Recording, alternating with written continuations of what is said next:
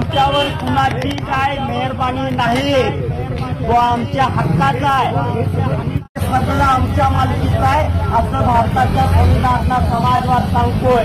तो समाजवाद नावाचा शब्द असा आहे की हे लोकांच्या काय आमच्या हक्काचं मिळणार आहे। आम्हाला या देशामध्ये जेवढं काय मिळणार आहे राबवण्यासाठी आम्ही देश तुमच्याकडे दिलाय, विकण्यासाठी नाही आणि स्वतःचा प्रचार करण्यासाठी नाही। आमच्या पैशातून मालकीचा लोकांना मिळालं पाहिजे, समान मिळालं पाहिजे, हे भारताच्या संविधानानं दिलेलं आहे आम्हाला। हे कुणाची मेहरबानी नाही आहे म्हटलं गेलं पाहिजे। आणि लक्षात घ्या, तुमच्या अधिकाऱ्यांनी आम्हाला विरोध केला नाहीये, तुम्हाला तुमच्या परत कल्पनेची विनंती आहे। इथं शब्द बदलले जावेत। मोदी सरकारच्या ऐवजी या ठिकाणी भारत सरकारची आम्ही लोक आली।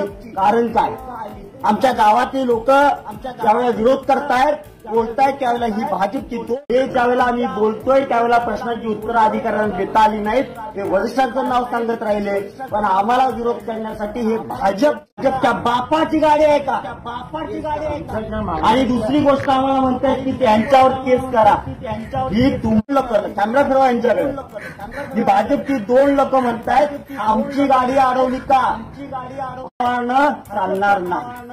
भाजपच्या पदाधिकारी हस्तक्षेप करायला चालणार नाही, ची जबाबदारी आहे ना। तुम्हाला जर अडचण वाटते, आमची मागणी हीच आहे की भाजपच्या नावावर पोचवली, सरकारी खर्चात न करत असाल तर सरकारचाच प्रचार केला गेला पाहिजे, व्यक्तीचा। दुसरी गोष्ट, जी काही तुम्हाला योजना पोचवायची आहे ती गावामध्ये पोचवली गेली पाहिजे आणि सरकार प्रचार करण्यासाठी हे आमच्या गावामध्ये चालणार नाही। माझं नाव राजवैभव शोभा रामचंद्र। संविधान प्रचार करणं शक्य नाही, व्यक्तीचा प्रचार करणं हे चुकीची गोष्ट आहे।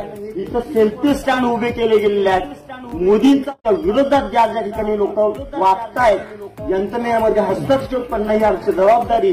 संविधानातला आर्टिकल 51 संविधान संवादक म्हणून गेल्या महाराष्ट्रभर काम करतोय। आणि दुसरी गोष्ट, संविधानाच्या विरोधात ज्या ज्या यंत्रणा काम करतायत संविधानात पोहोचायचा प्रयत्न करतो। राजवैभव शोभा रामचंद्र 8600810043। क मधला पहिला मुद्दा तो संविधानाचा आदर करणं आणि हस्तक्षेप करणं हा महत्वाची भूमिका घेऊन हे आम्ही लोकांच्या